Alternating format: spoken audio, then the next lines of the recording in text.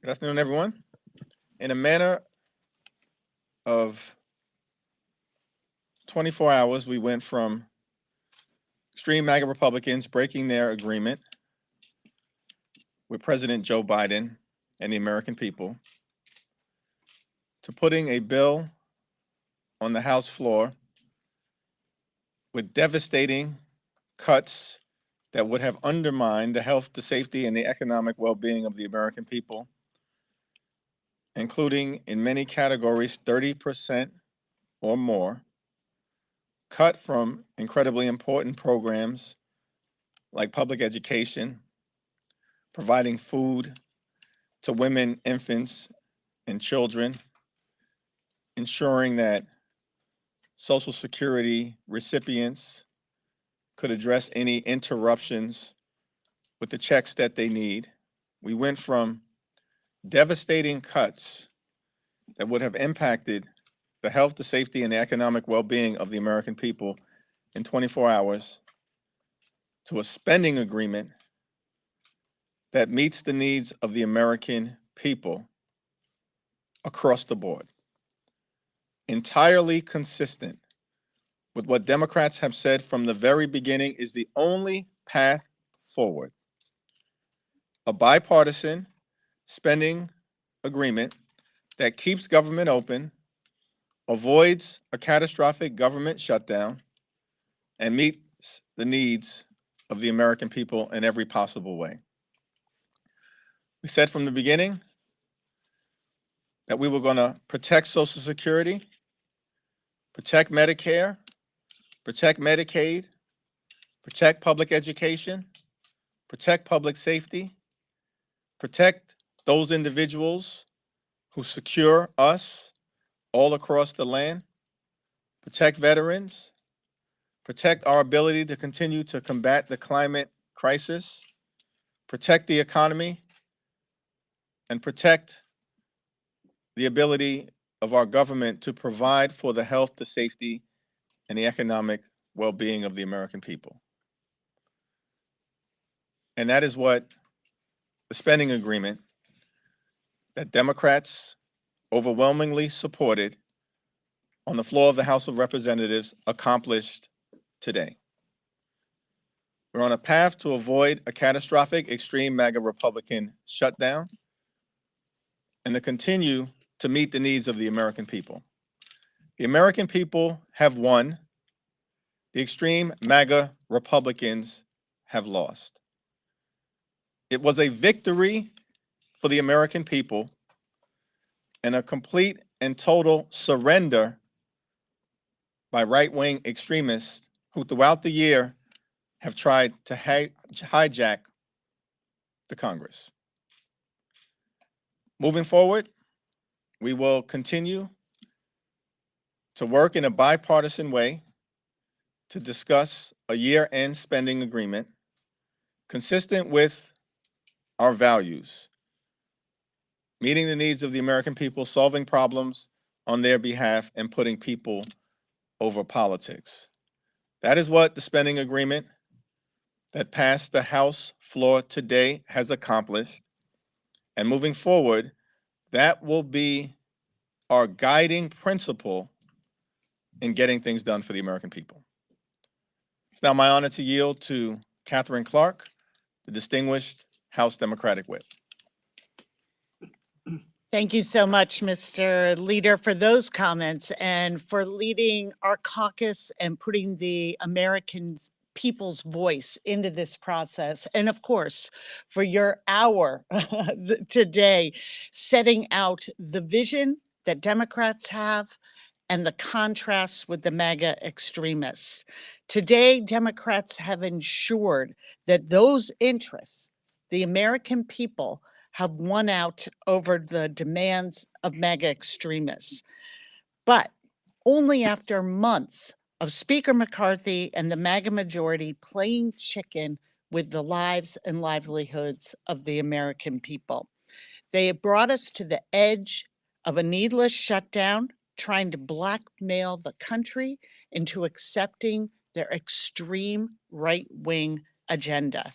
And today, Democrats came to the rescue. Speaker McCarthy admitted defeat and asked Democrats to put out the fire that he and his party had started. We proved today that Democrats will continue to unify around our shared values. We will continue to put the concerns of the American people first, and we will not allow the twisted priorities of the MAGA Republicans to become law. As we move forward, as the leader said, we will continue to try and build a budget in a bipartisan way that will meet the needs of the American people and live up to the spending agreement that Kevin McCarthy has already agreed to back in June. And I call on Speaker McCarthy not to let the pro-Putin part of his conference win the day and bring a vote to the floor on assistance to Ukraine so we can continue to defend their democracy and our own. And with that, I yield to our amazing champion for our caucus chair, Pete Aguilar. Thank you, Whip Clark. I want to start by thanking Whip Clark and the floor team who helped guide our efforts and guide our success, what you saw here today. And to Leader Jeffries, who spoke so eloquently on the House floor about our shared values, but also about our path ahead and how difficult it has been that the MAGA extremism has permeated the Republican conference for so long.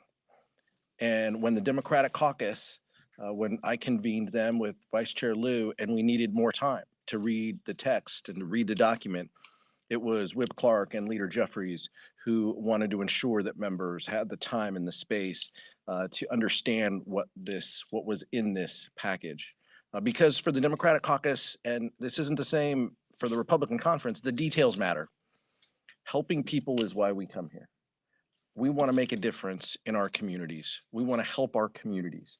And in order to do that, we wanted to make sure that we got it right.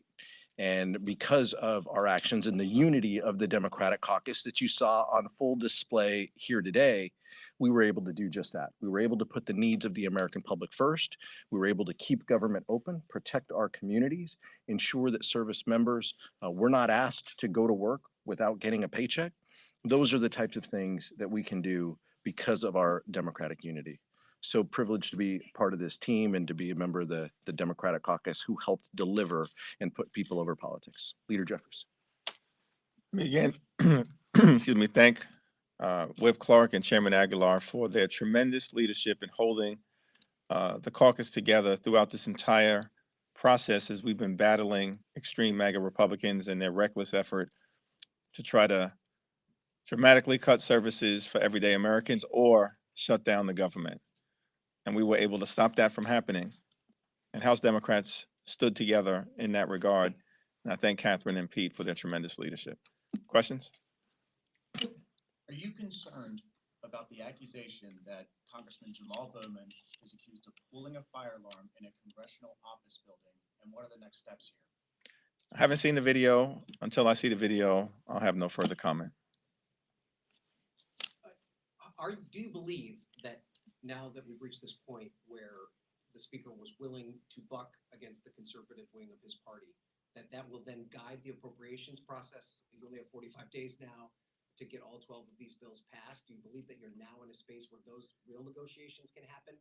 Or are we going to go through this process all over again 45 days from now? From the very beginning of this Congress, House Democrats have made clear that we are ready, willing, and able to find common ground with our Republican colleagues whenever and wherever possible to advance the needs of the American people. But we will also at the same time continue to combat Republican extremism whenever necessary. Over the next 45 days, we're going to have to work together in a collaborative fashion to make sure that we avoid another government shutdown drama, that the extreme MAGA Republicans will continue to try to visit upon the American people, and at the same time, make sure that we put the national security needs of the American people ahead of the extreme MAGA Republican pro-Putin caucus. Sooner rather than later, it's important in order to lift up the national security needs of the American people and ensure that America's place in the free world will continue. And we've experienced great leadership from President Biden in that regard. As Catherine Clark mentioned, we need to address the security situation in Ukraine to ensure that the Ukrainian people can continue to fight bravely and courageously and defeat Vladimir Putin and Russian aggression. It's important for democracy. It's important for the principle of freedom. It's important for truth. It's important for NATO. And the Extreme MAGA Republicans will have an opportunity over the next few days to put the American people and our national security interests first, and the Extreme MAGA Republican pro-Putin caucus last. Leader Jeffries, quick question, Eric Garcia with the Independent. This is the second time that Democrats have had to bail out Speaker McCarthy and House Republicans on a spending thing, first with the debt limit and now with this.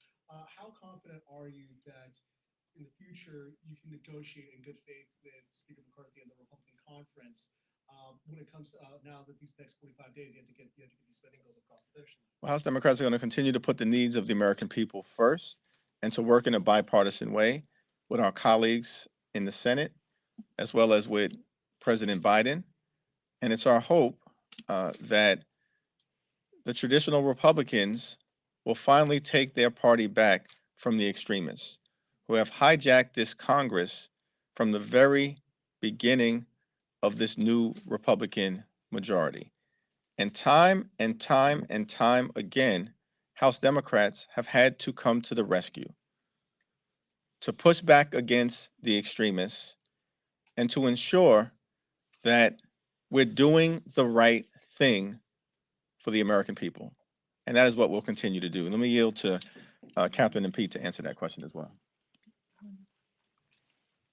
I'll just tell you, and both of these questions have been a little bit about the appropriations process, and it's our hope. I echo what the leader said. It is our hope that we can work in a bipartisan process. What we have seen is that no spending bills will happen without Democratic support. It should be an opportunity to work together to encourage the Appropriations Committee to come together and to put out bipartisan bills. But that would mean that Republicans would have to do away with the extremism. They would have to do away with their policy writers. They would have to do away with their assault on women's reproductive freedom. And I don't know if the Republican conference is willing to do that, but it's my hope that we can get there because that's what the American people expect. And by the way, as the whip said, we've got some trust issues. We need to make sure that Republicans abide by the deal that their own leader, the Speaker of the House, negotiated. And we will do that moving forward. Yeah, I think our commitment to bipartisanship was crystal clear back in June when we had 314 votes coming out of the House, almost a 50-50 split between Democrats and Republicans saying, lots of things we don't like in this default compromise, but it's a compromise to make sure we don't allow MAGA Republicans to drive our economy over the cliff. Here we are again today. And what we can say is that we will continue to work for the American people, to put the issues around lowering their costs of living, making sure that we are addressing the crisis that they want for our public schools.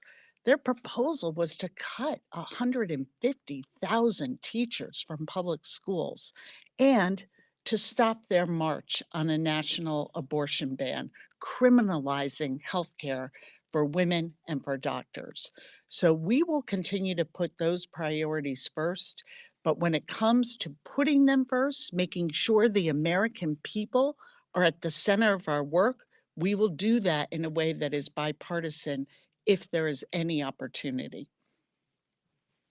Anything change in that bill? It seems like you were speed reading. You almost characterized it that way. Anything they tucked in there you didn't expect or may have been a twist? We needed to create the time and space to be able to evaluate the bill.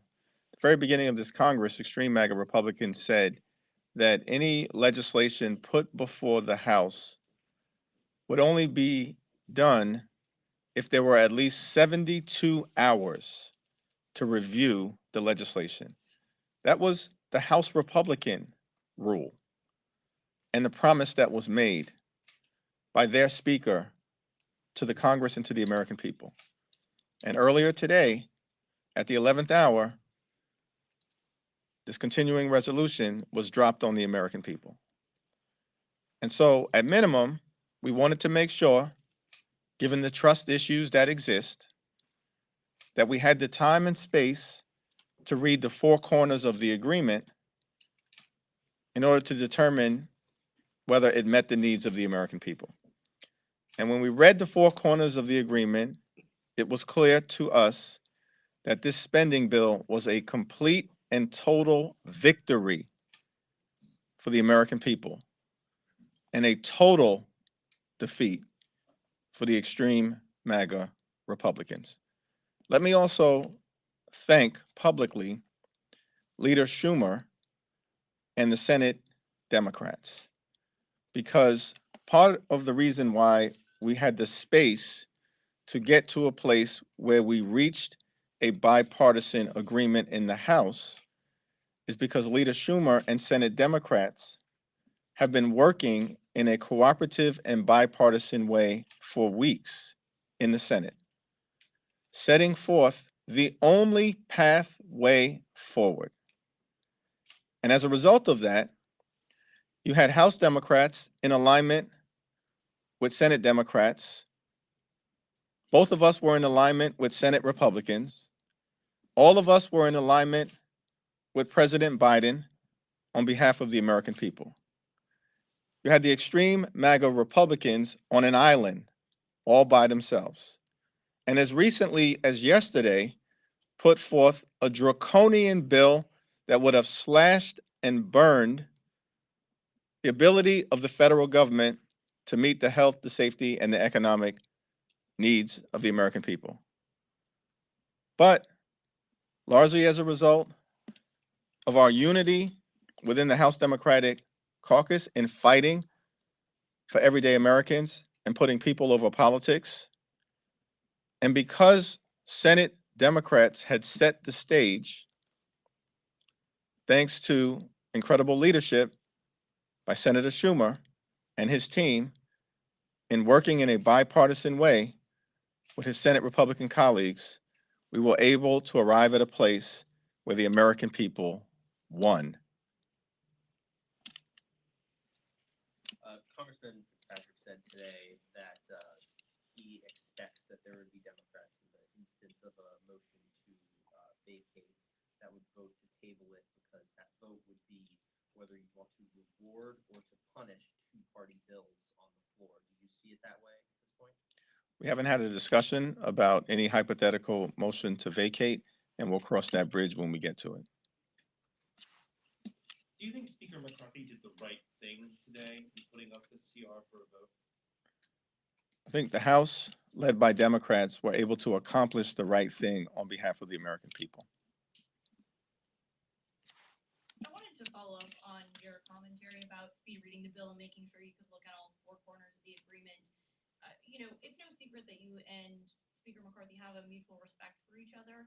Do you think he, ignored his own 72-hour policy in order to make sure that it didn't give his members enough time to sort of, hijack this bill and give this bill a real shot of passing? I have no idea, but we understood when Whip Clark and Chairman Aguilar and myself met with our leadership team in the House that we needed to create the time and space for every member of Congress to read the bill and be able to come to an informed conclusion as to what was the right thing to do for the American people. I don't know why this bill was dropped on the Congress at the 11th hour in terms of what dynamic was going on the other side of the aisle, but we knew that the right thing to do for the American people was to find a bipartisan path forward to avoid a catastrophic extreme MAGA Republican government shutdown, but make sure that we were doing it in a way that we didn't undermine the needs of the American people. And And Catherine appropriately, Whip Clark, made a motion to adjourn temporarily to create the time and the space for members of Congress in an intelligent way to read the four corners of the bill. Chairman Aguilar convened the caucus to be able to do that and talk through what the provisions of the bill would actually do in terms of their implications for the American people. And I was able to spend a few minutes on the House floor. So did you find out about this CR when everyone else did this morning? You had no tip off by the speaker that it was coming? We were not we did not see the text of the bill until about 5 or 10 minutes before the vote was actually called, which is why we needed to create the space for the American people and members of Congress on their behalf to evaluate whether we were able to get something over the finish line that both avoided a government shutdown and was consistent with the American values that House Democrats have been fighting for from the very beginning, and that did not contain a single poison pill or policy rider that the extreme MAGA Republicans were trying to jam down the throats of the American people. Once we concluded that the bill that would be before us met the needs of the American people, would avoid a catastrophic government shutdown that the extreme MAGA Republicans were trying to visit on the American people, and didn't have a single ideological right-wing policy rider, that it was clear how we were going to move forward. Thank you, Leader Jeffries. So I know you often rebuke some of the extreme Republicans in the House. But you rarely talk about your relationship openly with Speaker McCarthy. He said you guys talked yesterday. Can you talk to me about the dynamics between both of your relationship right now? What does that look like? Is there any tension, after everything you've been through this Congress? I think as Democrats, we were able to make sure that we passed a bill that meets the needs of the American people. The bill was put on the floor. After evaluating it, we came to the conclusion that we were going to make sure that it passed, despite the fact that a majority of Republicans voted against their own bill, because it represented a path forward in a bipartisan way that made sense for everyday Americans. You talked a lot about the American people, but what about Ukraine? Are you not afraid that it might have a negative impact on Ukraine's ability to fight against Russia? If there's no fresh money for the next 45 days? As I mentioned earlier, we have to get to work on this issue, and that should be done sooner rather than later to ensure that we are providing the Ukrainian people with the resources necessary to continue to fight courageously and to defeat Vladimir Putin and Russia. House Republicans will have a choice in the next few days when we reconvene on Monday. Are they going to stand up for freedom, democracy, truth, and the Ukrainian people? Or will they continue to bend the knee to the pro-Putin caucus in the House Republican Conference? Thank you, everyone. Thank you, sir.